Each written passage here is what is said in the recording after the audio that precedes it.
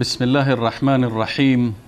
الحمد لله الواحد الأحد الفرد الصمد الذي لم يلد ولم يولد ولم يكن له كفوا أحد، والصلاة والسلام على خير خلقه محمد بن عبد الله وعلى آله وصحبه ومن والاه.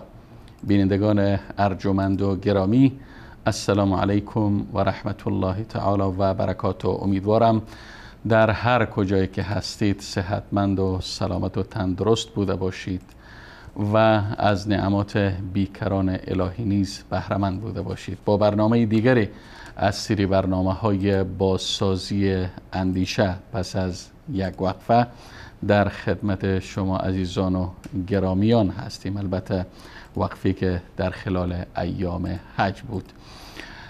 با اجازه شما عزیزان خدمت استاد گرامی استاد عبدالرحمن فاتح که امروز خوشبختانه در استودیو با ما حضور دارند، خدمتشان از طرف خودم و شما عرض سلام و ادب دارم و به ایشان به برنامه خودشان خوش آمدید عرض میکنم. جناب استاد فاتح خوش آمدید. علیکم السلام و رحمت الله و برکاته. بنده هم به خدمت شما و تمام بینندگان عزیز و گرامی در هر گوشه از دنیا که هستند عرض سلام و ادب دارم و در خدمت شما استاد بزرگوار هستم. سلامت باشین جناب استاد فاتح گرامی. چنانه که من در مقدمه عرض کردم، البته خوشحال هستیم که شما را بار دیگر در استودیو میبینیم پس از اینکه تقریبا طی 2-3 برنامه گذشته از طریق تماس تصویری با هم در ارتباط بودیم و برنامه را پیش بردیم. خب بینندگان عزیز و گرامی، اگر به خاطر داشته باشید ما تقریبا در 2 قسمت اخیر این برنامه که قبل از مراسم حج بود باز هم در ادامه بحثمان پیرامون دینشناسی در ارتباط به مصادر نصرانیت، دین نصرانیت صحبت‌های داشتیم طولانی که البته منبع و مصدر اصلیشان کتاب مقدس و بعد از آن کنفرانس های نصرانی بود و در آخرین برنامه به بررسی سندی اناجیل 4گانه انجیل متی و مرقس و لوقا و یوحنا پرداختیم و ثابت کردیم که این اناجیل اناجیل 4گانه از میان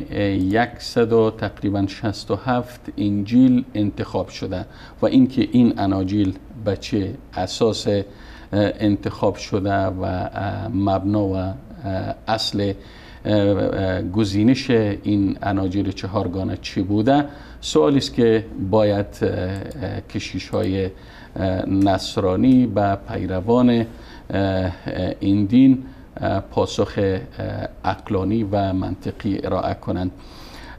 و همچنین ما در برنامه گذشته ثابت کردیم که نسبت این اناجیل 4گانه انجیل متی و لوقا و یوحنا و مرقس به صاحبان اصلی آنها که همین مرقس نام و لوقا و یوحنا و متی باشه درست نیست و هیچ اساس و سند در این وجود نداره و اینکه نسبت آن به الله جل جلاله باشه که این امر محال و ناممکن است و ما حتی به زندگی نامی برخی از این افراد، البته این متی و مرقس و لوقا و یوحنا پرداختیم.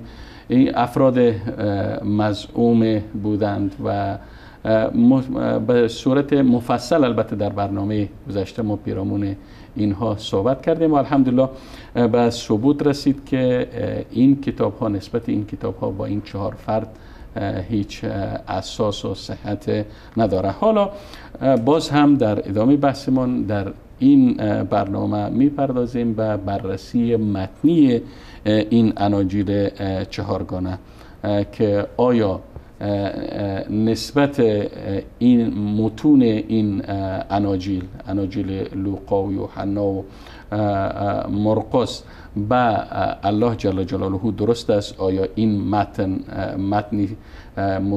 متن هایی است که کلام الله هست یا نه؟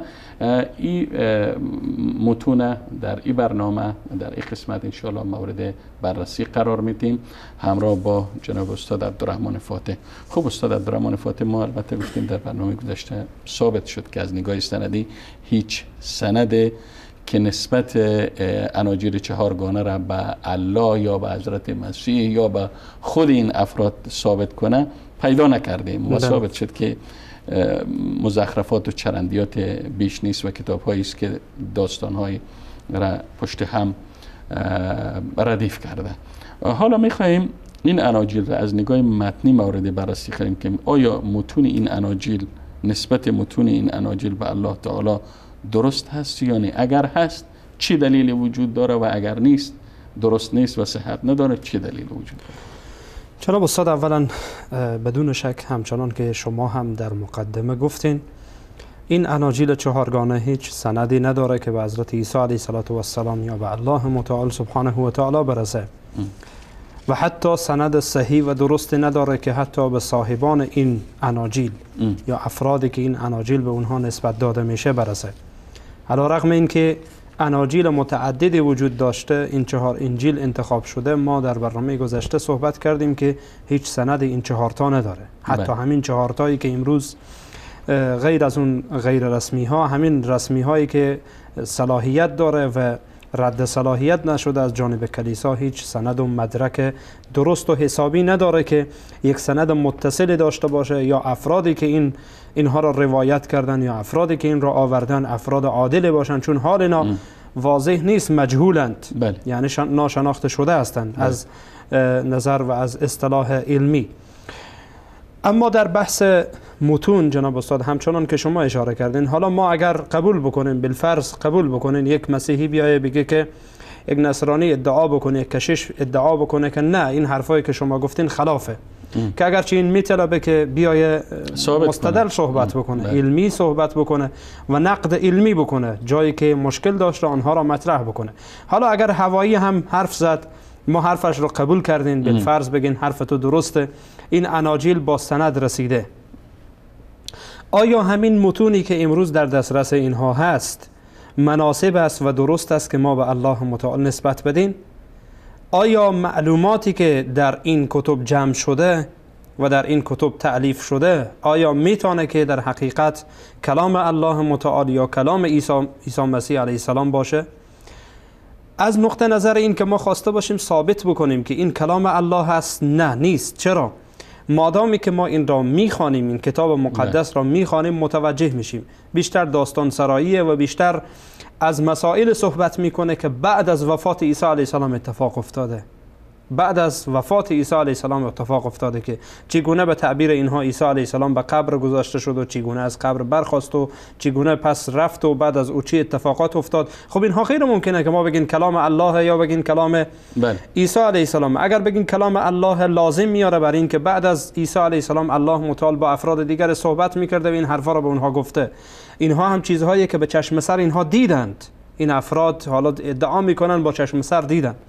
اگر بگین کلام عیسی علیه السلام، خب نمیشه دیگه. عیسی علیه السلام یک بار به قبر گذاشتین یا به آسمان ها رفت و بعد از اینکه به صلب یا صلیب کشیده شد به تعبیر خود نصرانی ها، خب غیر ممکنه که بگین این کلام عیسی علیه السلام، در حالی که ما ابواب اخیر انجیل متی، انجیل لوقا، انجیل مرقس و انجیل یوحنا، هر 4 تا اینها را ابواب اخیرش را که بخوانیم یا فصول اخیرش را که بخوانیم متوجه میشین که از مسائل صحبت میکنه بعد از مرگ عیسی علیه السلام، به تعبیر اونها بعد از مرگ عیسی علیه السلام.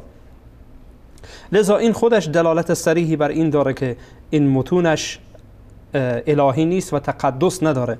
و شما میدانید جناب استاد که وقتی ما خواسته باشیم در متون مقدس صحبت بکنیم، مثل انجیل، مثل تورات، مثل قرآن و امثال اینها، وقتی خواسته باشیم در متون مقدس و متونی که ارتباطی داره با آسمان ها، بله، یا وحی از جانب الله متعال هست یا وحی از آسمان هاست، نیاز داره که مسئول و محفوظ باشه. اصل بر این است. بله، اصل بر این است که در آنها اختلافات وجود نداشته باشه، تناقضات وجود نداشته باشه. چون غیر ممکنه که کلام الله باشه و در او تناقض وجود داشته باشه. غیر ممکنه که وحی باشه و در او تناقض وجود داشته باشه. چون میدانین که وحی خودش نشأت میگیره از آسمان ها، نشأت میگیره از جانب پروردگار متعال. لذا اگر در او تناقضی به وجود آمد و اختلافات شدیدی، اختلافات فاحشی، نه اختلاف تنوع بلکه اختلاف تضاد، به این معنا که اختلافات به حدی بود، به سرحدی بود که احتمال جمع نبود با آن، امکان جمع در میان اینها وجود نداشت، در این صورت ما نمیتونیم ادعا بکنیم یا کسی بیا ادعا بکنه بگه این متن از جانب الله، در حالی که این متن از جانب الله، یکی بگه سفید یکی بگه سیاه، غیر ممکنه. جمع کردن اینها نمیشه. یکی بگه روز یکی بگه شب، غیر ممکنه. شب و روز با هم جمع نمیشه. لذا جناب استاد این اختلافاتی که ما میخوایم حالا مطرح بکنیم در حقیقت اینا اختلافات تنوع نیست، در حدی نیست که اینها بتونه جمع بشه، در حدی نیست که اینها احتمال یا امکان ایر داشته باشه که در میان اینها ما خواسته باشیم توافق بیارین، در میان اینها یک جمعی به وجود بیایه، غیر ممکنه. یک اختلاف خیلی شدیده و اختلاف تناقض به اصطلاح علمی. خب پس ما اگر بخوایم جناب استاد ببخشین حرفتانم قطع کردم، وقتی اگر بخوایم اناجیل چهارگانه را از نگاه متن بررسی کنیم، پس باید ما میان متون این اناجیل یک مقارنه و مقایسه بکنیم که آیا در میان این اناجیل اختلافاتی وجود داره یا نه. بله دقیقاً استاد، دقیقاً همین رقمه. اگر ما خواسته باشیم که ثابت بکنیم و خواسته باشیم که ببینین اینها تضاد داره یا نداره، نیاز داره که میان اینها مقارنه بکنیم. یک مقارنیه که یک انجیل با انجیل دیگر میشه، یک مقارنیه که در معلومات خود اینها میشه. مثلا در معلومات یک انجیل ما مثلا در این برنامه میخوایم که فقط برامون همین جناب استاد صحبت بکنیم اختلافاتی که در میان این اناجیل چهارگانه وجود داره. یکی میگه شبه، یکی میگه روزه، یکی میگه خوبه، یکی میگه بده، یکی میگه هست، یکی میگه نیست. پس هیچ همسویی و هیچ توافق و مطابقت میان این چهار انجیل وجود نداره. بله دقیقاً جناب استاد، همین رقمه. ما انشاءالله ثابت میکنیم این موضوع را. شما ببینید جناب استاد، اگر خواسته باشیم قبل از این که وارد این بحث بشین، یک حرف دیگری که خیلی مهمه به خصوص کسانی که خودشان را نصرانی میگن و مدعی هستند که ما پیروان عیسی مسیح هستیم از طریق کتاب مقدس یا عهد جدید یا اناجیل چهارگانه، این را بفهمند که اگر کلام الله باشه نمیتونه 4 تا باشه. با وجودی که جناب استاد ما گفتیم که اناجیل باطل شده هم وجود داره در نزد خود اینها که در قرن دوم، یعنی تقریبا در قرن دوم میلادی یا در اواسط یا در اواخر قرن دوم میلادی اینها از بین رفت و بعد همان مجامع که کلیسایی بود یا کنفرانس های کلیسایی، بعضی ها لغو کرد، بعضی ها تایید کرد، بعضی ها به رسمیت شناخت، بعضی ها غیر رسمی اعلان کرد، بعضی ها رد صلاحیت کرد، به تعبیر عادی بگین رد صلاحیت شد و بعضی ها صلاح دید آنها بود که باید در میان جامعه نصرانی باشه. حالا همین که 4 تا هست خودش دلیلی بر اینه که از جانب الله نیست، با وجودی که اینها اختلافات وجود داره. اختلافات هم اختلافات لفظی نیست بلکه اختلافات در معنا و در مفهومه. جناب استاد اگر خواسته باشیم ما از ابتدا شروع بکنیم، از نسبی که به عیسی علیه السلام اینها در حقیقت آمدن نوشتن در کتابهایشان، در اناجیل چهارگانه. صاحبان کتابهای اناجیل چهارگانه آمدن نسب عیسی علیه السلام را نوشتند. شما ببینید که چه مصیبتی در این نقل نسب عیسی علیه السلام. بله، هر 4 تا، هم انجیل متی و هم انجیل مرقس، اینها نقل میکنند. ببخشید انجیل لوقا.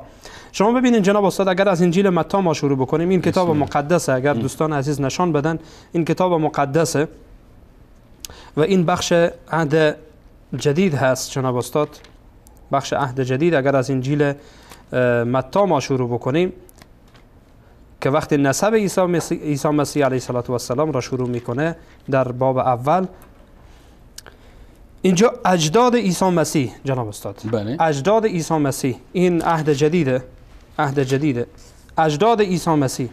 میه در اینجا جناب استاد از ابراهیم شروع میکنه، ابراهیم پدر اسحاق، اسحاق پدر یعقوب الی آخر. ما میخوایم از داوود شروع بکنیم، از داوود علیه السلام شروع بکنیم. چون در انجیل متی جناب استاد جالبه که در انجیل متی وقتی اجداد عیسی علیه السلام را نقل میکنه، 27 نفر از داوود تا به عیسی علیه السلام 27 نفر میشن. اما به تعبیر دیگه شجره نسب عیسی. بله بله، همان سلسله نسب از داوود علیه السلام که شروع بکنین تا عیسی مسیح علیه السلام میشه 27 نفر. برعکس آن وقتی در انجیل لوقا میبینیم تقریبا 42 نفر میشه جناب استاد، از داوود علیه السلام تا به خود حضرت عیسی علیه السلام 42 نفر میشه. ببینید چقدر تفاوت داره.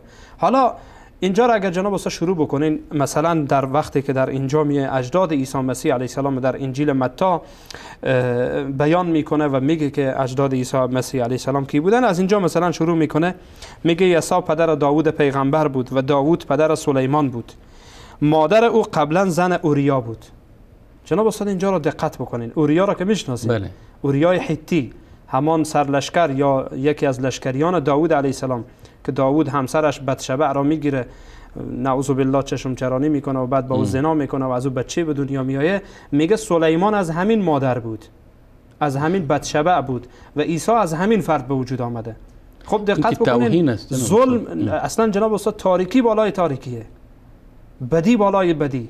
اگر خواسته باشیم اینها را هر کدام جناب استاد مورد بررسی قرار بدیم، یک مصیبتی به وجود میایه، یک مصیبتی به وجود میاد که حتی به هیچ یک از پیامبران الهی علیهم السلام اینها رحم نکردن، نه به داوود علیه السلام، نه به سلیمان که میگن مادرش اوریا بوده، اوریای حتی که همسر ببخشید بتشبع بوده که همسر اوریای حتی بود. بعدا اتفاقاتش رو ما در برنامه قبلی اگر یادتان باشه گفتیم، وقتی که تورات را یا ملحقات تورات را بررسی میکردین که به پیامبران علیهم السلام چی توهین‌های را روا داشتن، گفتیم که در اونجا میآیه به صورت تفصیل در مورد داوود علیه السلام توهین میکنه. سبحان الله. این جناب استاد این توهین‌هایی که مثلا میآین روافض از یک جانب، از یک طرف حضرت علی رضی الله تعالی عنها را امام میگن و فاطمه رضی الله تعالی عنها را سیده نساء عالمین میگن، بعد اگر وارد کتاب هایشان شوین 1001 توهین در این کتاب وجود داره. اینها چطور از یک طرف ادعا میکنن که اتباع حضرت مسیح هستند و از یک طرف این چنین توهین و تحقیر در حق عیسی علیه السلام روا می‌دارن؟ این کدام عقلی را میپذیره؟ ما بارها در این برنامه گفتیم که چه عقلی، چه منطقی، یعنی انسانی که از اندکترین عقل و منطق برخوردار باشه فکر نکنم بپذیره که در یک انجیل بیم شما گفتیم نسب عیسی علیه السلام 27 ذکر کنیم و در انجیل دیگه بیم 43 ذکر کنیم، 42 ذکر کنیم. جناب استاد شما یک روز یک مسیحی این حرف را برای من گفت، خیلی جالب بود. مسیحی الحمدلله دعا بکنین که الله رو هدایت بکنه، قلبش به طرف اسلام متمایل هست. می گفت که من یک ویدیو برایش فرستادم پیرامون که اصلا اینها در مورد انبیا علیهم السلام چی میگن، در مورد الله چی میگن در کتاب مقدس. برای من گفت که در کلیسا این مسائل برای ما گفته نمیشه و گفته نشده، ما خبر نداریم اصلا از این موضوعات و کلیسا اینها را افشا نمیکنه، فقط مسائلی را میخوانه، چیزهایی را میخوانه که به شکل نشان بده که دین مسیحیت دین محبت، دین فلان اینو آن، یک مسائلی که فریب بده مردم را، مسائلی که مثلا پیرامون زن گفته میشه، مسائلی که پیرامون عدم صلح و خونریزی گفته میشه، این مسائل را جناب استاد مطرح نمیکنه کلیسا و هیچگاه کلیسا نمیگه برای مردم، میپوشه. شما در طول تاریخ اگر ببینید جناب استاد عقب نشینی هایی که کلیسا کرده نسبت به مسائل مختلف، حالا مثلا امروز ما به چشم سر مشاهده میکنیم در باب مثلا حجاب در داخل کلیساها، ببینین وحشتناکه، اصلا انسان هراس میگیره که این چی حالا وضع است داخل کلیسا. میرقصن زنها در ملأ عام، میرقصن برای خوشی کردن، خوش نگه داشتن پیروان به تعبیر خودشان عیسی مسیح علیه السلام، نعوذ بالله، که ابدا اینها پیروان عیسی مسیح علیه السلام نیستن. خب به هر صورت این مسائل را نمیفهمند. جناب استاد اینجا بیاین که میرسانه در این انجیل متی به داوود علیه السلام و به سلیمان فرزند داوود، یعنی آخرین، اگرچه از حضرت آدم شروع میکنه، از ابراهیم شروع میکنه که در حقیقت از اجداد عیسی علیه السلام در این انجیل متی میایه میگه که داوود پدر سلیمان بود و سلیمان پدر فلان بود الی آخر، میاد رهبام و بعداً مسائل رو مطرح میکنه. حالا اینجا جناب استاد در این انجیل این نکته را دقت بکنید که نسب عیسی مسیح علیه السلام را به کی میرسانه؟ به سلیمان پسر داوود. این نکته را در ذهنتان داشته باشید. سلیمان علیه السلام که یکی از انبیا علیهم السلام هم می باشه که به او هم حتی در کتاب مقدس متاسفانه در عهد قدیم توهین صورت گرفته. اینجا میاد جناب استاد آخرین فردی که به اون نسبت میده، میگه یعقوب پدر یوسف و یوسف شوهر مریم و مریم مادر عیسی مسیح بود. یعنی نسب عیسی مسیح را شروع میکنه از یوسف، در حالی که یوسف نجار یا یوسف ابن یعقوب ربطی به عیسی علیه السلام نداره. یوسف نجار یکی از کسایی بود که خواستگار مادر عیسی مسیح بود، یعنی خواستگار مریم علیه السلام بود قبل از اینکه عیسی مسیح به دنیا بیایه، قبل از اینکه اون معجزه اتفاق بیفته. همین خود نسبت دادنش توهینی به حضرت عیسی علیه السلام هست و در حقیقت نعوذ بالله تأییدی است به قول یهودی ها که در تلمود میگن که نعوذ بالله عیسی مسیح فرزند حرام است، نعوذ بالله، و مریم علیه السلام را به زنا متهم میکنن در تلمودی که یهودی ها دارن. در حقیقت این خودش تأییدی است. یعنی چی؟ تو نسب عیسی مسیح را شروع میکنی از کی؟ از یوسف ابن یعقوب شوهر مادر عیسی علیه السلام. اینجا یک نکته جناب استاد در این خیلی مهمه در انجیل متی، این دو نکته را جناب استاد یادداشت بکنین که بعداً به درد ما میخوره. در سلیمان ابن داوود گفتین، یکی سلیمان ابن داوود میرسانه، یعنی به سلیمان علیه السلام. در اینجا هم به یوسف ابن یعقوب نجار، بله یوسف ابن یعقوب نجار که به یوسف نجار معروفه. یعنی عیسی فرزند یوسف فرزند یعقوب الی آخر با میرسه تا به سلیمان ابن داوود. این در انجیل متی است جناب استاد. میرین در انجیل لوقا ببینین که در انجیل لوقا چی وضعیت و چی حال است. در انجیل لوقا باب سوم جناب استاد اینجا وقتی میاد نقل میکنه اجداد عیسی مسیح، این همون چیزی که در اونجا گفته بود. این انجیل لوقا است. بله. انجیل لوقا، بله، سرگذشت عیسی مسیح نوشته لوقا. می اینجا جناب استاد در باب سوم باب آیه 23. خب میگه عیسی تقریبا 30 ساله بود که خدمت خود را آغاز کرد. مردم او را پسر یوسف میدانستند. پدر یوسف حالی بود، یعنی یوسف ابن حالی، یوسف ابن یعقوب نه، یوسف ابن حالی. در انجیل متی گفت که یوسف ابن یعقوب، بله، درسته؟ بله. یعنی همان یوسف نجار. در اینجا میگه که یوسف ابن حالی. بله، متوجه شدین؟ بله. یوسف ابن حالی. اگرچه بعدا انشاءالله میگین که بعضی از مسیحی ها مدعی میشن یک حرف بیموردی. حالا اینجا جناب استاد میایه یوسف ابن پدر یوسف حالی بود. خب یعنی یوسف ابن حالی. در اینجا در انجیل متی گفت که سلیمان پسر داوود، درسته؟ بله. در اینجا چی میگه؟ میگه پدر متاتا ناتان بود، پدر ناتان داوود بود. یعنی در اینجا چیکار میشه؟ ناتان ابن داووده، سلیمان ابن داوود نیست. یعنی فرزند دیگر داوود علیه السلام هست. فرزند دومی یا سومی والله اعلم، فرزند دومی سومی اینجا مشخص نشده. بله. ولی آنچه که مشخص اینه که فرزند دیگر داوود علیه السلامه، غیر از سلیمان. بله. در انجیل متی میگفت که عیسی علیه السلام نسبش میرسه به کی؟ میرسه به سلیمان ابن داوود. در اینجا میگه میرسه به ناتان ابن داوود. خب این اختلاف شدید و باز هم این یوسف ابن حالی، یوسف ابن یعقوب، این دوتا رو با هم چیکار بکنین؟ حالا شاید بگه که مثلا یوسف ابن یعقوب یوسف ابن حالی بوده، مثلا یک نامش حالی بوده مثلا، حالا شاید همچون حرفی بیا یک کسی یک کشیش بگه. ولی در اینجا چی میگه؟ داوود، ناتان ابن داوود یا سلیمان ابن داوود؟ مگر میشه بگین که نه سلیمان یک اسمش ناتان بوده؟ نه. خب مسیحیت در این جناب استاد حتی اگر ناتان باشه، با چطور میشه که از ناتان که فرزند داوود است یا سلیمان که از اونجا از او شخص، از داوود یا از ناتان یا از سلیمان تا یوسف که خواه یوسف نجار باشه خواه یوسف حالی باشه، بله، در شجره نسب یا در نسب نامه 27 گفتین و در این دیگه 43. بله 42. بله 42 جناب 42. این واقعا یعنی مصیبت بار جناب استاد، هیچ جواب نمیتونه برای این داشته باشه. فقط یک چیز گفتن اینها، گفتن که در یکی از اناجیل که مشخص نیست کدامه، در یکی از این اناجیل گفتن که حالا نسب مریم علیه السلام مورد بررسی قرار گرفته، در یکی از اناجیل دیگر نسب یوسف ابن یعقوب، که این حرف بیجایه. این حرف بیجایه. نسب مریم و نسب یوسف ابن یعقوب، یوسف نجار.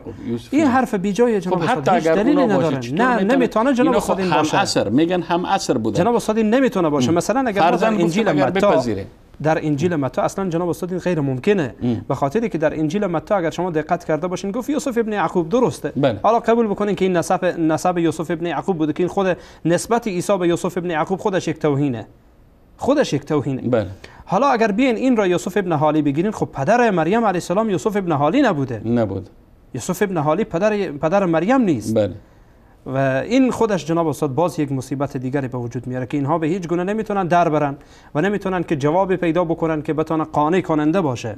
برای ما خب قانع کننده نیست به هیچ عنوان. برای یک مسیحی هم نمیتونه قانع کننده باشه. یک کسی که خودش را پیرو عیسی مسیح علیه السلام میدونه. این خب در نسب عیسی مسیح علیه السلام ببینید که چه مصیبتیه. یک انجیل لوقا یک چیز میگه، انجیل متی چیز دیگری میگه و اختلافات در میان اینها پس اولین اختلافی که وقتی ما انجیل متی و لوقا را در رابطه با نسب حضرت عیسی مورد بررسی قرار میدیم، اولین اختلافی که ما با او برمیخوریم،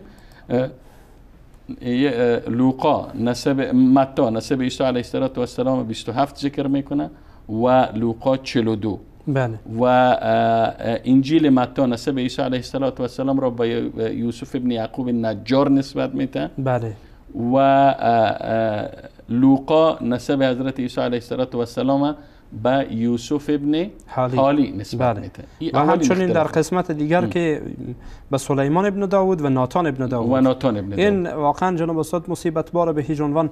یا حالا جناب استاد پاسخ بده. بله، حالا جناب استاد سوال ما اینه که یا این که قبول بکنین هر دو دروغه، هر دو اشتباهه، یا یکی اشتباهه یکی درسته، کدام اشتباهه کدام درسته، که باز خیلی سوال آسانه، درستش بررسی کنیم. خیلی سوال آسانه، نمیپیچانین که باز نگن شما خیلی پیچاندین و فلسفه گفتین و حکمت گفتین، فلسفه و حکمت نگفتین، واضحه.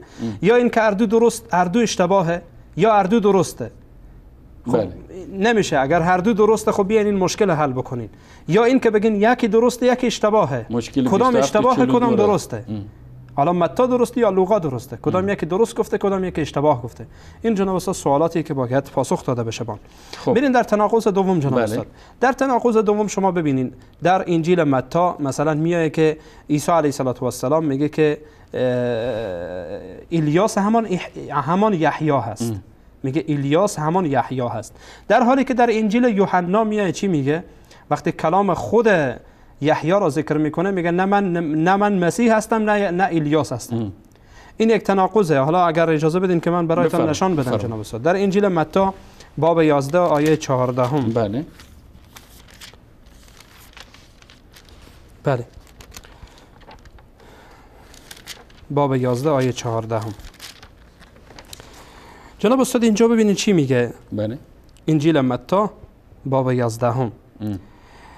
خب از آیه 13 شروع میکنیم. میگه تمام نوشته های تورات و پیامبران پیش از یحیی از چیزهای خبر میدادند که میبایست بعداً اتفاق بیفته.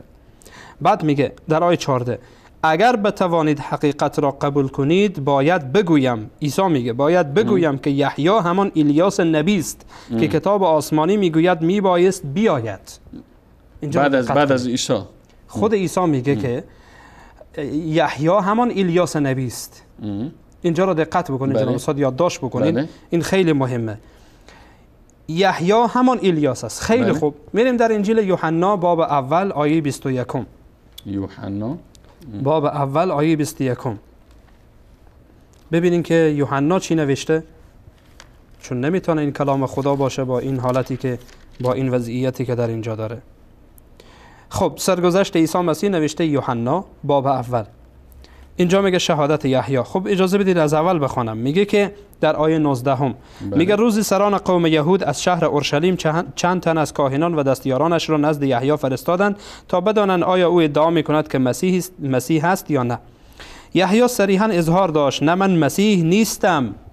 این خب یک حرف. پرسیدن خب پس کی هستید؟ آیا الیاس؟ این الیاس خیلی واضحه. اینجا باز کسی نخوانه چیز دیگه بگه خوانده باشن. آیا الیاس، همان الیاسی که اونجا بود، بله. آیا الیاس پیامبر هستید؟ جواب داد نه. جواب داد نه. حالا سوال دیگر جناب استاد. این آیه 19 گفته نه؟ بله. سوال دیگر جناب استاد تا آیه 21. سوال دیگر اینه که ما میخوایم از کشش ها بپرسیم، بله. از کسانی که خودشان را نصرانی میگن. یا این است که انجیل متی دروغ میگه یا انجیل یوحنا. اگر انجیل متی دروغ میگه خب خیلی خوب، پس انجیل متی درسته. و یا اینه که بگن هر دو انجیل یوحنا، یا این که بگن هر دو درسته. اگر بگن هر دو درسته سوال دیگری پیش میاد که نعوذ بالله یا مسیح علیه السلام دروغ گفت یا یحیی دروغ گفت. چون مسیح علیه السلام گفت که الیاس همان یحیی است. یحیی همان الیاس نبی. بله. گفت یحیی همان الیاس نبی. در حالی که خود یحیی در اینجا در انجیل یوحنا چی میگه؟ میگه نه من نیستم. از او سوال میکنن که آیا تو الیاس نبی هستی؟ میگه نه من نیستم. حالا نعوذ بالله یا این که بگین یحیی دروغ گفت یا عیسی دروغ گفت، که هر دو کفره به نزد ما مسلمان ها. و به هیچ عنوان کسی نمیتونه قبول بکنه که عیسی دروغ گفت یا یحیی دروغ گفت. پس این خودش جناب استاد نتیجه میگیرین که نتیجهش این میشه که هر دوی این دروغه. یوحنا و متی دروغ میگن. بله. چون این تناقضه. حتی عقل اینها نکشیده که همین رو حذف کنن، گرچه خیلی چیزها را حذف کردن. عقلشان نکشیده که همین رو حذف کنن. این چی مصیبتی که خودشان به بار آوردن. تناقض دوم که گفتن متی در باب 11 و آیه 14 میگه یحیی همان الیاس نبی است. بله گفته عیسی علیه السلام. اما یوحنا باب 19 الی 21 از یحیی سوال میشه که آیا الیاس پیامبر هستید؟ میگه نه. بله دقیقاً. جناب استاد تناقض سومی که هست، اگر جناب استاد اجازه بدین قبل از اینکه به تناقض سوم بپردازیم با همراه با بیننده‌های عزیز و گرامی یک میان برنامه را ببینیم و پس از دیدن این میان برنامه ان شاء الله دوباره برخواهیم گشت و در خدمت شما خواهیم بود با ادامه تناقضاتی که در میان اناجیل چهارگانه وجود دارد. نور في الظلمات أنسي في خلواتي يا سعدي وهنائي القرآن حياتي. يا أيها الذين آمنوا إن جاءكم فاسق بنبأ فتبينوا أن تصيبوا قوما بجهالة فتصبحوا على ما فعلتم نادمين. ای مؤمنان، اگر فاسقی خبری برای شما آورد پس درباره آن تحقیق کنید تا مبادا ندانسته به گروهی آسیب برسانید، سپس بر آنچه انجام داده اید پشیمان شوید.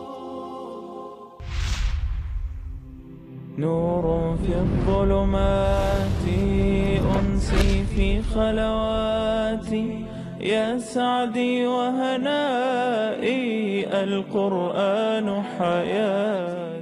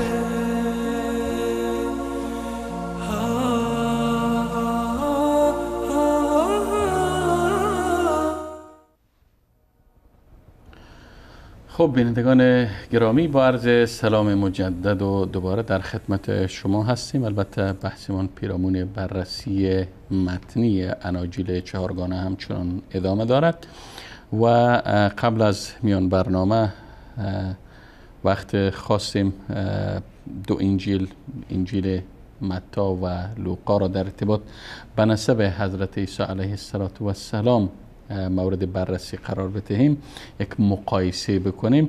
دریافتیم که انجیل متی نسب عیسی علیه السلام را 27 و انجیل لوقا 42 ذکر کرد و همچنین دیدیم که انجیل متی نسب عیسی علیه السلام را به یوسف ابن یعقوب نجار رساند و انجیل لوقا نسب عیسی علیه السلام را به یوسف ابن حالی. این سوالی است که باید کشیش های مسیحی و هر فردی که خود به نصرانیت نسبت میده به این سوال پاسخگو باشه و جوابگو باشه که چطور میتونه که الله جل جلاله، چون این اناجیل را نسبت میتن که گویا کلام الله، چطور میتونه که الله جل جلاله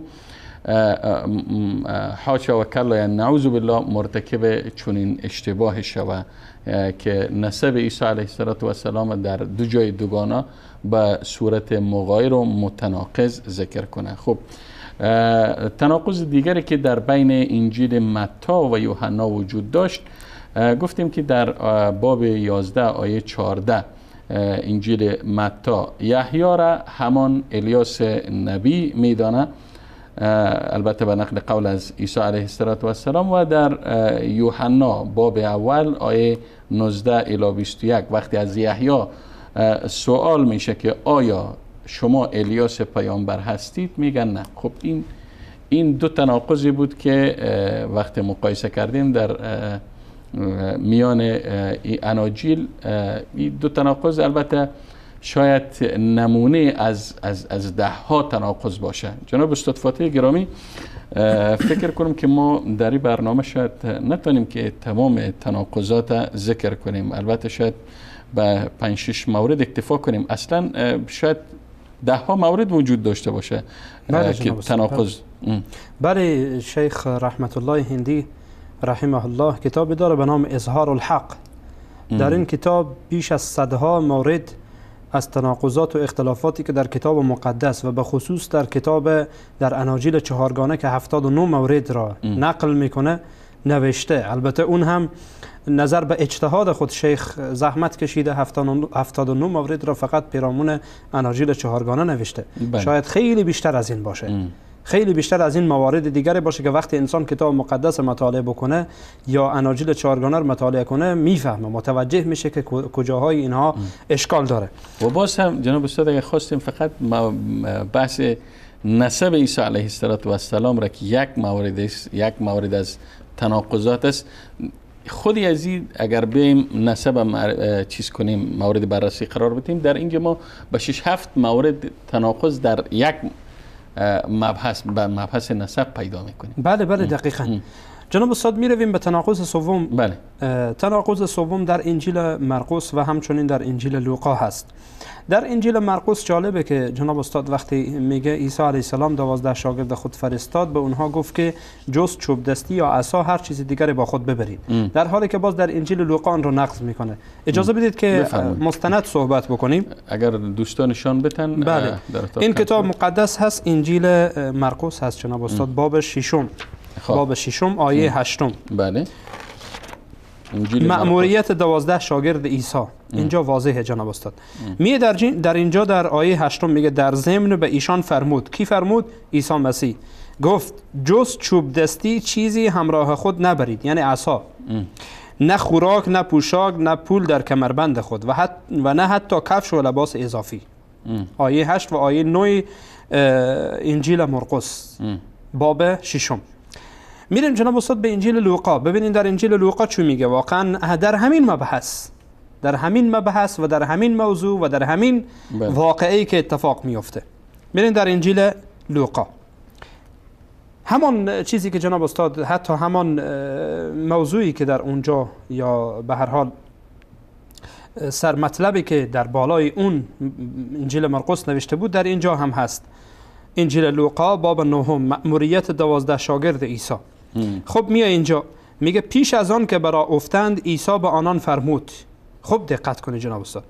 در این سفر هیچ چیز با خود نبرید، نه چوب دستی، نه کوله بار، نه خوراک، نه پول و نه لباس اضافی. حالا کدام درسته؟ در انجیل مرقس میگه که در باب ششم در حقیقت آیه 8 میگه هر چیزی با خود ببرید جز چوب دستی یا عصا با خود ببرید، عصا با خود داشته باشید. اما در اینجا چی میگه؟ میگه که در این سفر هیچ چیز با خود نبرید، نه چوب دستی، نه کوله بار، نه خوراک، نه پول و نه غیره. شاید اشتباه طباعتی باشه. یعنی چی اشتباه طباعتی جناب استاد؟ این با 300 زبانی که اناجیل ترجمه شده، 300 زبان زنده دنیا فعلا ترجمه شده، در همینه. همه نمیشه که اشتباه طباعتی باشه. به زبان عربی هم همینه، در به زبان فارسی هم اگرچه ترجمه های متعددی حتی در زبان فارسی شده، شما در هر کدام که مراجعه کنید همین را میبینید. یعنی چی رقم ممکنه جناب استاد؟ یا اینه که بگین این دو داستانه که دو داستان نیست، یک داستانه. و از جهت دیگر جناب استاد یا اینه که بگین انجیل مرقس درسته یا اینه که بگین انجیل لوقا درسته یا بگین هر دو اشتباهه. اگر این درسته یکی دیگه غلطه، کدام درسته کدام غلطه؟ خب اینها جناب استاد سوالاته. وقتی ما خب میشه اگر بپذیریم اینجا در یک مورد مرقس درست باشه، باز بریم در مورد دیگه میگیم نه مثلا لوقا درست است، دیگه هم باز در هم و بر هم شد. نه جناب استاد جرأت نمیتونن این رو کلام الله میدانن. چگونه میتونن بگن که این نادرسته؟ اگر بگن یکی نادرسته یکی دیگه خود به خود نادرست میشه. چون اینها با همان سندی که خودشان میخوان برای خود ساختن و که سندشان درست نیست و سند صحیح مطرح نمیکنن، حتی انقطاع سندی که وجود داره در مورد همه این وجود داره. و اشتباهی حالا مثلا بگه لوقا درسته، خیلی خوب ما رو ملزم میکنین به اشتباهات لوقا فقط. بیا اشتباهات لوقا جواب بده. بگه انجیل مرقس، خیلی خوب بیا انجیل مرقس اشتباهاتی که داره بیا جواب بدی. آیا میتونه این کلام خدا باشه؟ میتونه این کلام عیسی مسیح باشه که از جانب الله متعال فرستاده شده؟ غیر ممکنه جناب استاد. همچون من گفتم جناب استاد یاد شما باشه در مقدمه گفتم که این مثل سیاه و سفیده. یکی میگه چوب دستی باشه، یکی میگه نباشه. خب چی رقم ممکنه؟ اختلاف نمیتونین جناب استاد ما اینها را جمع بکنین. نمیتونین ما اینها را جمع بکنین یا یک کشش خواسته باشه اینها را جمع بکنه که چوب دستی هست یا نیست. حالا عصا گفت ببرید یا نبرید، در یکی میگه ببرید در یکی میگه نبرید. خب غیر ممکنه که ما بتونیم در میان اینها جمع بکنیم. این تناقض سوم هست جناب استاد.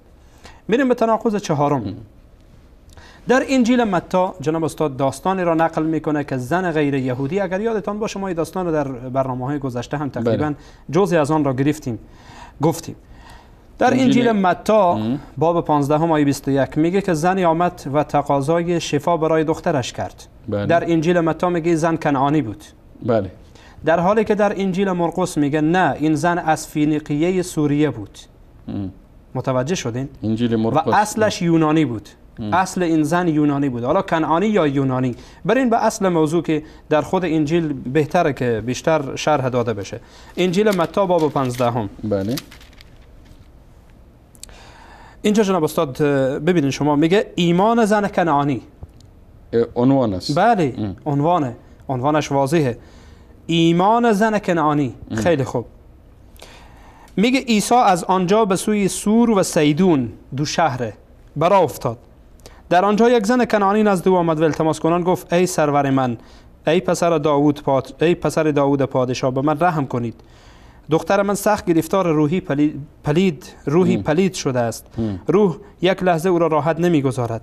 اما عیسی هیچ جواب به او نداد تا اینکه شاگردان از او خواهش کردند و الی آخر. حالا جناب استاد حرف ما اینجاست که اینجا میگه زن کنعانی است و داستان یکیه. این شهر که این گفته سور و سیدون، هر دو این را حفظ کنید چون باز بعداً به درد ما میخوره. شهر سور و سیدون، تا اینکه کسی نه بگه که این قضیه جدا از اون قضیه زن یونانی است. متوجه شدین؟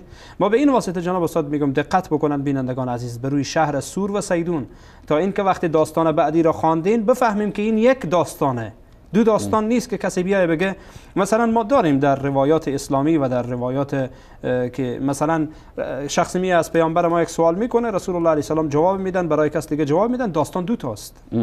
داستان دو تاست. وقتی ما در اصل روایت باز میگردیم میبینیم داستان دو تاست. ما این رو از روی انصاف میگن، اگر چه شاید عقل کشیشا نکشه که این جواب رو حتی مطرح بکنن، ولی ما از نظر اسلامی، از نقطه نظر اسلامی میخواین به اونها القا بکنین که اگر شما خواسته باشین چنین فکری بکنین، باز جوابش اینه. شهر سور و سیدون، همان زن کنعانی میگه آمد از عیسی چنین تقاضای کرد. خب خیلی خوب. بله. شهر سیدون این زن هم زن کنعانی هم بله انجیل متی بود. میریم به انجیل مرقس جناب استاد. باب 7 آیه 24. باب 7 آیه 24. بله. اینجا میگه جناب استاد ایمان یک زن غیر یهودی، عنوان در اینجا فرق میکنه. بله. آنگاه عیسی ایالت جلیل را ترک گفته به شهرهای سور و سیدون رفت. دقت کنین جناب استاد، سور و سیدون اگر اینجا بله ببینن بینندگان عزیز دقت بکنن، سور و سیدون. خیلی خوب. اینجا داستان رو نقل میکنه در اینجا جناب استاد. میگه چی میگه؟ میگه این زن اهل فینیقیه سوریه و غیر یهودی بود. حالا این زن کنعانی بود، اگرچه در اصلا اصالتا این زن گفته شده که یونانی بوده، ولی از نظر قومی از فینیقیه سوریه بوده. متوجه شدین؟ حالا یونانی یا کنعانی، از کدام این؟ کدام را ما قبول بکنید؟ یکی اگر بگین داستان دو تاست، خب غیر ممکنه. شهر سور و سیدون کاملا واضحه دیگه، نمیشه که در هر دو جا آمده یک داستانه، داستان یکیست، نمیتونه که دو داستان باشه. حالا این زن کنعانی است یا زن در حقیقت یونانی است؟ کدام یکی را ما قبول بکنیم؟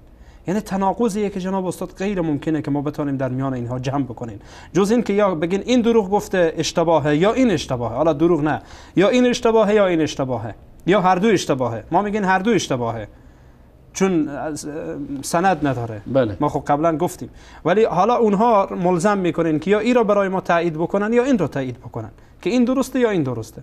اگر این درسته به کدام دلیل، اگر این نادرسته به کدام دلیل. متوجه شدید؟ بله باید دلیل ارائه. بله باید دلیل ارائه بشه. خب نمیشه که الکی بگن. میرین جناب استاد در تناقض پنجم در انجیل متی، شاگردان عیسی مسیح علیه السلام، انجیل متی، انجیل مرقس و انجیل لوقا، شاگردان عیسی مسیح علیه السلام را میه نقل میکنه و میه در مورد اینها صحبت میکنه جناب استاد. خب در انجیل متی جالبه که یک نفر از اینها بیان میشه. اجازه بدین که از خود انجیل برایتان نشون بدم. در انجیل متی جناب استاد اینجا وقتی از شاگردان عیسی مسیح علیه السلام باب 10 آیه 4 باب 10 آیه 4. خب اینجا میگه که 12 شاگرد عیسی. خب 12 شاگرد عیسی می از اینجا شروع میکنه که این است نامهای آن 12 شاگرد: شمعون معروف به پتروس، اندریاس برادر پتروس، یعقوب پسر زبدی. میاد تا اینجا جناب استاد تیدا یا تدا، اینجا کسره داده ولی تلفظی که خود مسیحی ها هم میکنن تدا هست یا تدی. تدا یا تدی جناب استاد این فرد در اینجا در انجیل متی آمده. اینجا را دقت بکنید، در انجیل متی آمده تدا. میرین در انجیل مرقس هم تقریبا جناب استاد همین رقم هست، یعنی با او موافقت میکنه. مرقس در باب سوم آیه 16 باب سوم آیه 16 میاد جناب استاد او تقریبا موافقت میکنه با چیزی که متی آورده. بله 12 شاگرد عیسی مسیح علیه السلام میاد نامهای آنها در اینجا همچنان نقل میکنه جناب استاد. اینجا تیدا ابتدا بله تیدا اینجا آمده با او موافقت کرده، نام تیدا هست جناب استاد. بله. یا همان تدی که بعضی ها میگن. میان جناب استاد در انجیل لوقا ببینین که در انجیل لوقا هم نام همین نفر هست یا نه. باب 6 آیه 16 تعیین رسولان جناب استاد اینجا هست. بله. این است نامهای رسولان مسیح. در این بالا میگه این است نامهای رسولان مسیح: شمعون، اندریاس، یعقوب، یوحنا، فیلیپ، برتولوما، متی، توما، یعقوب، شمعون، یهودا. 2 یهوداست جناب استاد. در انجیل متی و در انجیل مرقس یهودا اسخریوتی نقل میکنه، همان کسی که عیسی مسیح به دام انداخت. بله. به دام دشمن انداخت. در اینجا هم یهودا اسخریوتی هست. در این انجیل لوقا اینجا اگر دقت بکنین یهودا اسخریوتی کسی که آخر به عیسی خیانت کرد. اما در این تدا یهودا آمده. تدا نیست اینجا. تدا نیست، به جای تدا یهوداست. یهودا پسر یعقوب. این یهودا غیر از یهودا اسخریوتیه که خودش بعد از یهودا پسر یعقوب یهودا اسخریوتی را همچنین نقل میکنه. حالا جناب استاد کدام درسته؟ انجیل مرقس و متی میگه تدا بوده، اما اینجا میگه نه، یهودا پسر یعقوب بوده و نامی اصلا از تدا نیست. حالا این حواریون یا 12 شاگرد عیسی علیه السلام معلوماتی که در متی و مرقس درسته یا معلومه ای که در اینجا نهفتیه در انجیل لوقا، کدام یکی میتونه درست باشه؟ بله. کدام یکی میتونه درست باشه؟ یا اینه که اون دوتا درسته این خطای اشتباهه، یا اینه که نه این درسته اون دوتا اشتباهه. از این راه سوم دیگری نیست. نمیتونن بگن که نه یک نام دیگر تدا مثلا یهودا بوده. با کدام دلیل؟ اگرچه بعضیا چون ادعای کردن، با کدام دلیل؟ فقط این یک راه بیرون رفته، راه فراره. نمیشه که ما فرار بکنیم برای از اینکه به هر حال دلیلی برای خود دلیل یعنی خیلی پیش پا افتاده پیدا بکنیم. هیچ دلیل وجود نداره که تدا همان یهودای پسر یعقوب باشه. بله. چون در اونجا هم جناب استاد اگر مثلا این یهودا همان تدا می بود، بله. لابد در اون دوتا می آمد تدا پسر یعقوب. درسته؟ خب خلاص می گفتین خیر باشه، یکی از نامهای تدا یهودا بوده. ولی در اینجا نه، در اینجا صریحه که همان یهودا پسر یعقوبه، ولی در اونجا تدا فقط به صورت مجرد آمده، به صورت تنها آمده. لذا جناب استاد این یک تناقض آشکار و تناقض واضح دیگریه که در اینجا متاسفانه بگین که وجود داره. یک تناقض دیگر هم جناب استاد به عنوان آخرین تناقض در حقیقت در این مبحث خود بیان میکنیم که بله. این هم خیلی مهمه و کمی طولانی تره نسبت به دیگرها. بفرمایید.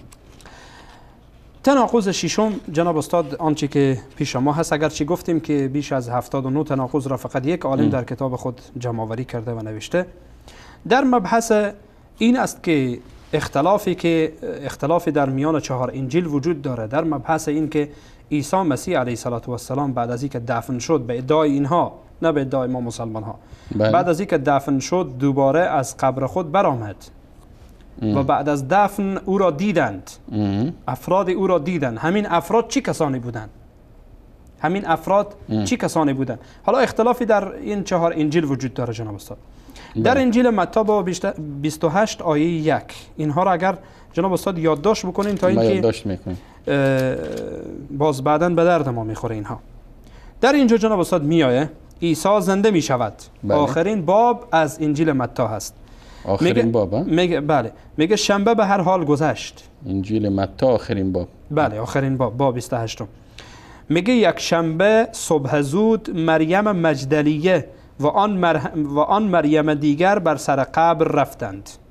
مریم مجدلیه و مریم دیگری. بله. متوجه شدین؟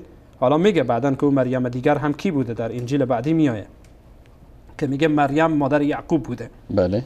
خب این مریم مجدلیه و مریم دیگر در اینجا جناب استاد چند نفر شدن؟ 2 نفر. 2 نفر. روز یک شنبه گفتیم. روز یک شنبه. بله. این انجیل متی است. میریم جناب استاد در انجیل مرقس. انجیل مرقس آخرین باب، باز هم آخرین باب هست در انجیل مرقس. ببینین که چی میگه، چی دورفشانی میکنه این. بله. این هم همان عنوان را گذاشته. انجیل مرقس هم همان عنوان را گذاشته. عیسی زنده میشود. خیلی خوب. میگه عصر روز شنبه در پایان روز استراحت، مریم مجدلیه 1، سالومه 2 و مریم مادر یعقوب. اینجا 3 نفر شد جناب استاد. مریم مجدلیه، سالومه، بله، و مریم مادر یعقوب که همان مریم دیگری که در حالا متی فقط گفته بود مریم دیگر. بله. خلاص در اینجا 3 نفر میگه جناب استاد. بله. در انجیل مرقس 3 نفر میگه. این 3 نفر دیدن که گویا حضرت عیسی دوباره از قبر. بله همان داستانه جناب استاد. یک داستانه. در اونجا 2 نفر، در اینجا 3 نفر. میرین انجیل لوقا ببینین چی میگه. باب اخیر. بله. انجیل لوقا باب اخیر ببینین که چند نفر در اینجا در حقیقت یاد میکنه و ذکر میکنه. انجیل لوقا باب 24 عیسی زنده می شود. عنوان همان عنوان است جناب استاد. عنوان تغییر نمیکنه. باب 24. باب 24 بله. میگه روز یک شنبه صبح خیلی زود زنها دارو و عطریاتی را که تهیه کرده بودند با خود برداشته بر سر قبر رسیدند و رفتند. حالا این زنان چی کسانی بودند؟ اینجا فقط همین قدر گفته به صورت مجمل که زنهایی بودند. در باب دهم همین باب 24 در آیت 10 چی میگه؟ میگه زنانی که بر سر قبر رفته بودند عبارت بودند از مریم مجدلیه 1، بله. یونا 2، مریم مادر یعقوب 3 و چند زن دیگر. اینجا از سالومه حرفی نیست جناب استاد. متوجه شدین؟ بله. فقط مریم مجدلیه، بله، یونا، مریم مادر یعقوب 3 نفر و بله. زنهای دیگری. بله. زنهای دیگر چند نفر است خدا میدانه چند نفر دیگه اینها با او بودن. در آیه چند گفتین؟ در آیه 10. در آیه 10 آیت باب 24 لوقا، انجیل لوقا. ابتدا میگه روز یک شنبه رفتم بر سر قبر و تعداد از زنها بودند به تعداد صورت از مجمل. بعد در آیه 10 در آیه 10 به صورت مشرحتر می از مریم مجدلیه و یونا و مریم مادر یعقوب و زنهای دیگر زنهای دیگر جمع دیگه بیشتر از 3 نفر بوده حتما. زنهای دیگر. بله. خیلی خوب. این زنهای دیگر چی کسان و چند زن دیگر گفته؟ و چند زن دیگر، ببخشید که به خاطر به هر حال و چند زن دیگر. بله. چند زن دیگر که دقیق باشه، نمیخوایم که بی‌انصافی بکنین حتی. بله. به همین هم. خب خیلی خوب. انجیل متی 2 نفر بود، انجیل مرقس 3 نفر شد، حالا اینجا 3 نفر و چند زن دیگر. اون سالومه هم خب ردش گم شد که به جایش یونا آمد. این هم خیر. بله. می‌بینین انجیل یوحنا جناب استاد. انجیل یوحنا. انجیل یوحنا اینجا ببینین که چی میگه. این هم در باب اخیر هست. بله. عیسی زنده می شود. باب 20. باب 20 چون جناب استاد جالبه، یعنی عناوین یکی است. عیسی زنده می شود. در هر 4 تا میگه عیسی زنده می شود. و هر 4 هم نسبت میتن که گویا کلام الله هست. گویا کلام الله هست، ولی معلومات زیر عنوان میبینین که چی مصیبته. اینها میخوان جناب استاد به شکل نشان بدن که اینها همه یکیه. بله. عنوان کلام خط بزرگ می نویسه اونجا، ببینین شما روی صفحه. بله. خط بزرگ می نویسه. بله. عیسی زنده می شود. بله. به همه عیسی زنده می شود که یعنی یک نصرانی تصور بکنه و فکر بکنه که هر 4 یکیه، فرق نداره، ولی وقتی زیر عنوان میبینین متفاوته و با هم فرق میکنه. جناب استاد مسلمان‌ها الحمدلله هیچ مسلمانی نیست که کتابش یک بار نخوانده باشه. بله. الا اینکه افراد بی‌سوادی اونها هم هیچ امکان نداره که یک بار گوش نداده باشند. بله. اما فکر کنم این افرادی که خود را نصرانی مینامن اینا فقط به جز عناوین، شاید بعضی از عناوین هم اطلاعی نداشته باشند. جناب استاد اصلا چیزی که در کلیساها خوانده میشه بیشتر همان مزامیر داوود است، 150 باب یا 150 فصلی که داره و برخی از اناشید که در کتاب مقدس موجوده، مزامیر داوود و اناشید خوانده میشه اونجا. دیگه کدام چیزی جناب استاد برای از اینا گفته نمیشه که اینها بیان این موضوعات مثلا بیای داخل کلیسا مطرح کنه که انجیل متی گفت 2 نفر، انجیل مرقس گفت 3 نفر، انجیل لوقا خود اینا نمیخوانن، خود مسیحی‌ها یا نصرانی‌ها نمیخوانن جناب استاد. اینها خب به هر حال متاسفانه باید بگین که یعنی من مسیحی هستم یا من نصرانی هستم و بس خلاص همین که نام بالایش هست. این که از دین چه معلومات داری کفایت میکنه، همون برایش کفایت میکنه. یا اینکه آویختن صلیب به گردن کفایت میکنه. بله بله. حالا جناب استاد در انجیل یوحنا باب 20 عیسی زنده میشود. خیلی خوب. چیکار میشه؟ روز یک شنبه صبح زود وقتی هوا تاریک و روشن بود. یعنی چی هوا تاریک و روشن بود؟ این جناب استاد تناقض دیگریه. در انجیل متی گفت صبح زود، در انجیل مرقس گفت صبح زود، حتی آفتاب برآمده، میگه نزدیک آفتاب برآمدن بود. در انجیل لوقا میگه. در اینجا چی میگه؟ خب این هوا صبح هم نشده بود. بله، وقتی هوا تاریک و روشن بود. یعنی چی؟ هوا تاریک و روشن بود چی معنی داره؟ بپذیرین استاد. نه من همین میخوام بپرسم جناب استاد از شما، هوا تاریک و روشن بود یعنی چی؟ چی معنا داره؟ هوا تاریک و روشن بود. نیمه تاریک نیمه در حال یعنی بینابین، یا تاریک بود یا روشن بود. هوا تاریک و روشن بود جناب استاد. چون در به این واسطه جناب استاد مانور دادم روی این کلمه به خاطر این که وقتی شما در ترجمه های دیگه بخوانین میگه هوا تاریک بود. میگه هوا تاریک بود، ظلام یا تاریکی میگه در بر گرفته بود. حالا این آمده هوا تاریک و روشن بود. یعنی چی هوا تاریک و روشن بود؟ خب خیلی خوب، حالا قبول کردین هوا تاریک و روشن بود. مریم مجدلیه بر سر قبر آمد. اینجا 1 نفر شد. متوجه شدین؟ بله. متوجه شدین مصیبت کجا رسید؟ نتیجه این شد جناب استاد. هوا تاریک و روشن خب خیر بگذارین کنار. در انجیل یوحنا میایه میگه که فقط مریم مجدلیه بود. درسته؟ مجدلیه. بله. در انجیل متی میگه که مریم مجدلیه و مریم دیگری بود. بله. حالا قبول بکنین مریم مادر یعقوب بود. بله. خیلی خوب. در انجیل مرقس میگه که مریم مجدلیه، مریم مادر یعقوب و سالومه بودن. سالومه. بله خیلی خوب. در انجیل لوقا چی میگه؟ مریم مجدلیه، بله. یونا و مریم مادر یعقوب و چند زن دیگر بود. حالا چی شد جناب استاد؟ داستان یکیه. حالا یا مریم مجدلیه بود یا چند نفر با او بودند. بله. کدام یکی درسته؟ داستان یکی، موضوع یکی، مبحث یکی. این تفاوت ها چرا؟ این خودش جناب استاد دلالت صریحی بر این داره که این کتاب دست خورده. بله. این کتاب دست خورده و افراد اینها را جمع کردن بر اساس هوا و خواهشات نفسانی خود بدون اینکه دقت بکنن و سالها در حال تغییر و تحوله. بله. و حتی جناب استاد من حاضرم یک کشیش مسیحی بیایه با او صحبت بکنم، فقط همین اناجیلی که امروز وجود داره به دو زبان فارسی، به زبان فارسی، حالا به چند قسمی که ترجمه شده یا چند نفر ترجمه شده، من حاضرم که جناب استاد نشان بدم اختلافاتی که در میان همین ترجمه فارسیه. خب اونا میفهمن. بله جناب استاد واضحه. خودش این مثلا تفسیر، این ترجمه تفسیریه. ترجمه بدون تفسیری باز چیز دیگری میگه، اصلا متفاوت جناب استاد، تناقضات داره، تناقضات خیلی آشکاری. مثلا اینجا به عنوان مثال در عربی میاد میگه ابن الانسان به عیسی علیه السلام میگه، در این میگه که ابن الانسان به مسیح ترجمه میکنه. خب ما عربی میفهمیم عربی، رجل اینجا به مسیح ترجمه میکنه، در حالی که به ترجمه دیگر فارسی میرین رجل به معنای مرده. خب ما هم میفهمیم که مرده، ما هم میفهمیم که ابن الانسان یعنی فرزند انسان. ترجمه دیگه میگه فرزند انسان اون را ترجمه میکنه، این میگه نه مسیح به مسیح ترجمه کرده میره. حالا جناب استاد با وجودی که اختلافات در میان این یک ترجمه فارسی که دو نفر ترجمه کرده این گونه باشه، شما چی تصور میکنین که میان دو تا از اناجیل اینها نباشه؟ بدون شک هست و وجود داره، خیلی واضح و آشکاره. و من فکر میکنم که برای یک بیننده‌ای که منصف باشه، بیننده‌ای که دنبال حق باشه، همین بسه و کفایت میکنه. بله.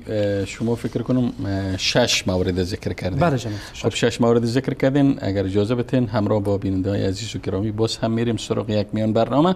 اما پس از این میان برنامه ان شاء الله نوبت از بیننده‌های عزیز و گرامی خواهد بود و شما عزیزان میتوانید در ارتباط با موضوع برنامه همین 6 مورد اگر گفتنی دارید با ما در میان بگذارید. میان برنامه میبینیم و بعدش انشاءالله در خدمت شما دوباره خواهیم بود. نور في الظلمات أنسي في خلواتي.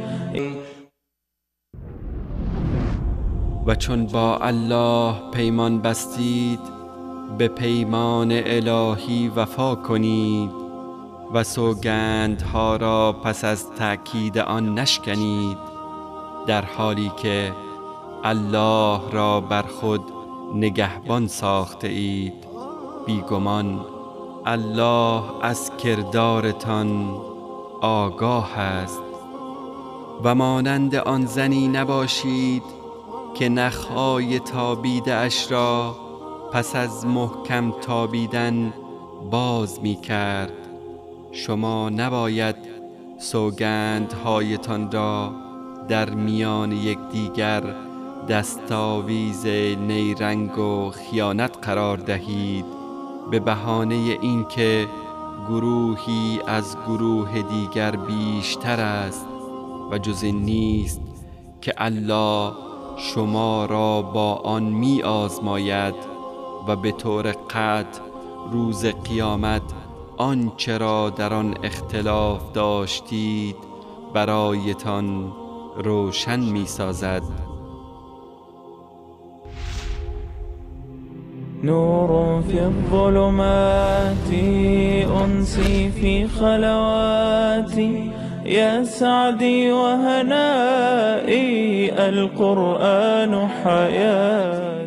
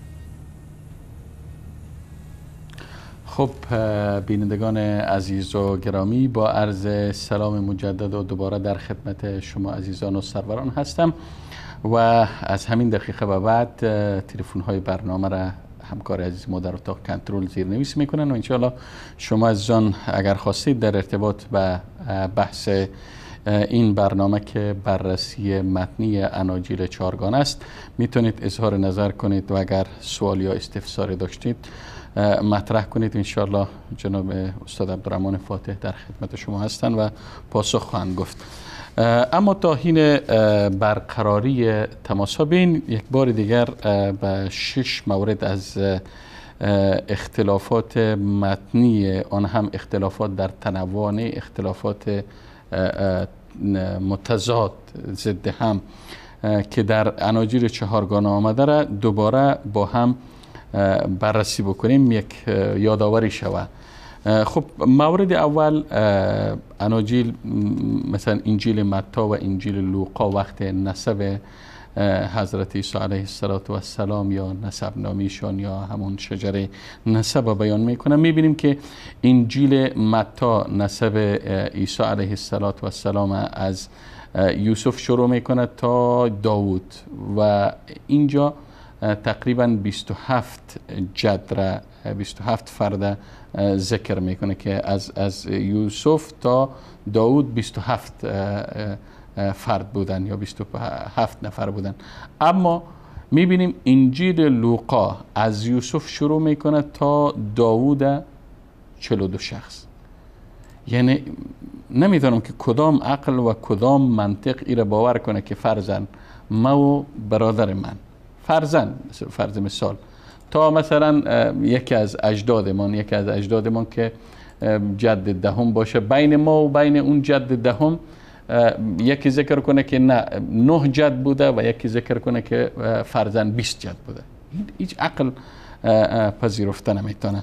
خب و همچنین انجیل متی را میبینیم که عیسی علیه السلام از اولاد سلیمان علیه السلام معرفی میکنه و در مقابل انجیل لوقا عیسی علیه السلام از اولاد ناسان ذکر میکنه و به ترتیب در بحث نسب اشتباهات زیاد و تناقض‌های زیادی وجود داره. خب اگر بریم به مورد دوم میبینیم که انجیل متی در باب 11 به نقل قول از عیسی علیه السلام میگه که البته در آیه 14 که یحیی همان الیاس نبی است و انجیل یوحنا در باب اول آیه 19 و 21 از قول خود یحیی وقتی از خود یحیی میپرسن یا سوال میکنن که آیا الیاس پیامبر هستید، میگه نه.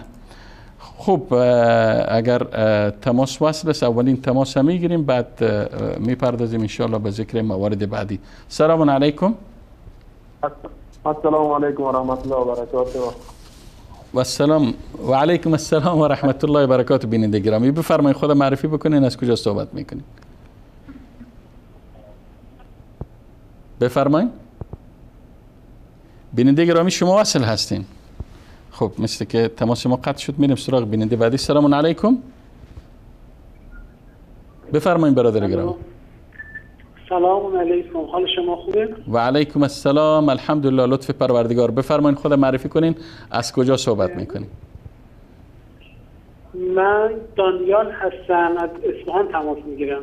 آقای دانیال از اصفهان. برادر گرامی دانیال مسیحی هستین یا مسلمان؟ من ارمنی هستم. ارمنی. خب بفرمایید به عنوان یک بیننده میشنویم حرفای شما را، اگر انشالله که در ارتباط به مطالب شما رو قشنگ گوش دادم. این استاد بزرگواری هم که داشتن صحبت میکردن به مطالبشون خیلی دقت کردن. اما من از شما واقعا یه سوالی دارم. شما به عنوان یک شخصی که اومدید در مورد آموزه های کتب ما دارید صحبت میکنید، یه نگاه به کتاب‌های خودتون کردید. حالا من نمیدونم شما مسلمان شیعه هستید، وهابی هستید، سنی هستید، نمیدونم چی هستید. خب خوب است که آقای دانیال البته ماشاءالله اطلاعاتتان درباره مسلمان ها هم زیاد است، از فرق زیاد یاد کردین، شیعه و وهابی و سنی. خب حالا ما سوال ما، شما بگذارین اینکه ما در ارتباط به دین خود ما چه میدانیم چه نمیدانیم، چون اینجا بحث بررسی نصرانیت هست. ما امروز بحث تناقضاتی که در میان اناجیل چهارگانه وجود داره رو مطرح کردیم. به این شما جواب بتین. آقای دانیال شما وصل هستین، روی خط هستین. آقای دانیال شما روی خط هستین. خب مثل که تماس ما با آقای دانیال قطع شد. اگر حسن زن داشته باشیم یا اینکه خودشان قطع کردن. خب ما داشتیم در ارتباط به مورد تناقض دوم صحبت میکردیم که گفتیم در انجیل متی باب 11 آیه 14 عیسی علیه السلام وقتی ازش پرسیده میشه درباره یحیی میگه یحیی همان الیاس نبی است، و اما از خود یحیی وقتی سوال میشه جوابش پاسخش منفی است. خب میریم سراغ بیننده بعدی. سلام علیکم، بفرمایید. سلام، خسته نباشید. من دانیال هستم. بفرمایید بیننده گرامی. آقای دانیال من از شما سوال کردم. آقای دانیال خواهش میکنم بیننده گرامی، چون بحث ما بحث بررسی متنی اناجیل چهارگانه است، میخواهیم که در چارچوب بحث صحبت ما و شما منحصر بشه، نریم که اینجا مسلمان ها چی میگن و چه نمیگن. مسلمان ها رو بگذاریم. حالا بحث ما بحث نصرانیت و بحث ما بررسی متنی اناجیل چهارگانه است. اگر در ارتباط با موضوعاتی که مطرح شد پاسخی داریم در خدمت شما هستیم. ببینید در مورد همین مسئله میخوام صحبت بکنم. ببینید شما توی مباحثتون که اومدید مطرح کردید منظرها رو مطرح نکردید. نگاه بکنید، شما وقتی یک انجیل رو مطالعه میکنید، یک کتاب رو مطالعه میکنید، یا تورات یا عهد عتیق رو مطالعه میکنید، هر کسی میتونه از منظر نگاهی خودش به یک مسئله نگاه بکنه. نه این منظر آقای دانیال خب شما بیاین شرح بدین. شما بیاین شرح بدین که وقت نسب عیسی علیه السلام وقتی میبینیم که انجیل متی 27 ذکر میکنه و انجیل لوقا 42، شما بیاین پاسخ بدین، جواب بدین، برای ما شرح بدین. نداره، بذار من حرفم تموم بشه. من با شما دعوا که ندارم، میخوایم با هم دیگه گفتگو داشته باشیم. یا من شما رو مسیحی میکنم یا شما من را مسلمان میکنید. ببینید اگر خوب دقت بکنید، نگاه بکنید، شما در کتاب‌های خودتون که سته خودتون هستش که در همون سه‌های خودتون در صحیح بخاری هستش که آقای دانیال باز از بحث کنار رفتین، باز از بحث اصلی، از موضوع مورد بحث باز کنار رفتین. خب من میخوام براتون مثال بزنم. خب بفرمایید بشنویم که چه مثال میزنید. بفرمایید. ما اصلا جناب استاد ببخشید من میخوام که جناب آقای دانیال عزیز، آقای دانیال صدای ما رو میشنوید؟ آقای دانیال استاد فاتح دارن با شما صحبت میکنن. آقای دانیال عزیز، جانم عزیزم، شما اول آنچه که مطالب مطرح شد اینها را قبول دارید یا نه؟ بله قبول دارم کاملا. یعنی قبول دارید که کتاب مقدس تحریف شده، دست خورده، اناجیل چهارگانه از طرف الله یا کلام عیسی مسیح نیست؟ من قبول دارم که منظرها متفاوته. مثلا منظر شما از یکی از تناقضاتی که ما نقل کردیم، منظر شما چیه؟ نظر شما مثلا به عنوان مثال عیسی مسیح میگه که یحیی همان الیاسه، ولی یحیی میگه نه من اصلا الیاس پیامبر نیستم. منظر شما چیه؟ خب فقط بذارید بنده صحبتم. نه فقط آقای دانیال عزیز، چون شما یک ادعا میکنید که ما از منظر خود و از دید خود حرف میزنیم. خیلی خوب، از منظر شما میخواین ببینیم و بشنویم. من میخوام با یه مثال ساده براتون. آقای دانیال عزیز، سوال خیلی فکر میکنم خیلی سوال واضحه. یا این که بگید از منظر نه، بلکه بگید واقعا اشکال داره. وقتی شما میگید شما از منظر خود میگید، به این معنا که نظر شخصی شماست، درسته؟ نه من نمیخوام بگم نظر شخصی شما. بله استاد بزرگوار، من فقط اجازه بدید بعد چند دقیقه صحبت بکنم. شما فقط صحبت میکنید، اجازه بدید ما 30 ثانیه فقط صحبت نکنید. من سوال کردم دانیال، شما مشکل اینجاست که ما چارچوب برنامه تعیین شده است. چارچوب برنامه تعیین شده است، ما یک موضوع مشخص و معین و محدد را مورد بحث قرار دادیم. شما میایین از بحث خارج میشین. آقای دانیال، چجوری ما میتونیم که شما میگین ما هم میخوایم حرف بزنیم؟ سوال استاد فاتح از شما سوال کردن، من از شما سوال کردم، شما میگین نگاه کنید بذارید صحبت بکنم. خب میگذارم حرف من نقطه بود، تلفن منو قطع بکن. بفرمایید. 30 ثانیه فقط اجازه بدید بنده صحبت کنم بین حرفام نپرید. ببینید یک مثال ساده برای شما بزنم تا قشنگ برای شما باز بشه و متوجه بشید. نگاه کنید، خدای شما در قرآن شما میگه نحن اقرب الیه من حبل الورید. من از رگ گردن به شما نزدیکترم. ببینید الو دوباره خداوند چی میگه در قرآن ما؟ خدای شما تو قرآن میگه نحن اقرب الیه من حبل الورید. من از رگ گردن به شما نزدیکترم. بله درست یا نه؟ این قرآن شما کتاب شما هست یا نه؟ بله. خب این در حالی که این نحنو جمعه، انا نیست، نمیگه انا اقرب، میگه نحنو جمعه. ما مسیحیان قائل به تصویر هستیم. اقل جمع هم 3 تاست. نحنو برای 3 نفر اطلاق میشه. همین قرآن شما داره میگه خدا 3 تاست. از یه جای دیگه میگه قل هو الله احد، خدا یکیه. خب این هم میشه اینو تناقض. نگاه کن، وقتی میگم منظرها تو مشخص نشه، دیدگاه ها تو مشخص نشه، اختلاف پیش میاد. برای همینه استاد بزرگوار. خب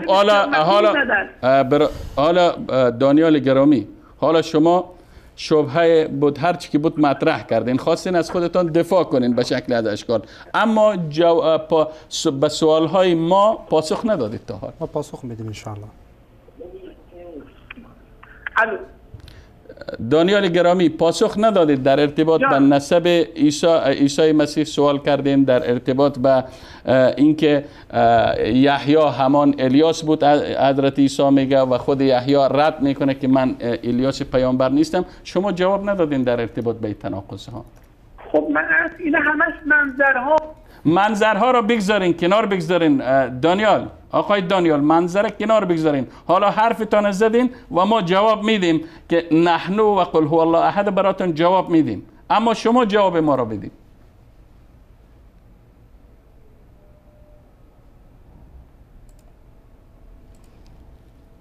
دانیال گرامی، شما روی خط هستین. آقای دانیال روی خط هستین، شما هنوز وصل هستین. خب از اینکه وقت برنامه کم مونده، تقریبا 4-5 دقیقه بیش نمونده، من برمیگردم به استودیو و از ذکر بقیه موارد شاید صرف نظر شود. جناب استاد فاتح، شنیدین حرفای؟ بله جناب استاد، حقیقتا شاید بگذاریم که بیننده خودشان و حتی مسیحیان خودشان قضاوت کنن. جناب استاد، حقیقت امریه که ما مشکلی که با بعضی از دوستان عزیز داریم، حتی با آخوندهای شیعه هم متاسفانه همین مشکل دارین. برای این که خواسته باشن از خود دفاع بکنن، میزنن به یک در دیگری. میگن که از نقطه نظر شما و از منظر شما این گونه است. خیلی خوب، دید شما همین دید ما همینه، دید ما همینه. حالا شما فکر ما را قاصر میدانید، کوتاه میدانید، حالا ما نفهمیدیم. خیلی خوب، نفهمیدین، شما لطف کنید ما را بفهمانید. بفهمانید، بگید اینجا اشکال نبوده، تناقض نبوده. مثل که ما مثلا میخوایم که بگین تناقض در قرآن وجود نداره، وقتی الله متعال نحنو تنها در این آیه استفاده نشده. در خیلی از جاها الله متعال میگه انا نحن نزلنا الذکر و انا له لحافظون، نحن اقرب الیه من حبل الورید و قل هو الله احد. اینها اصلا این ربطی به مسئله تسلیس نداره جناب استاد.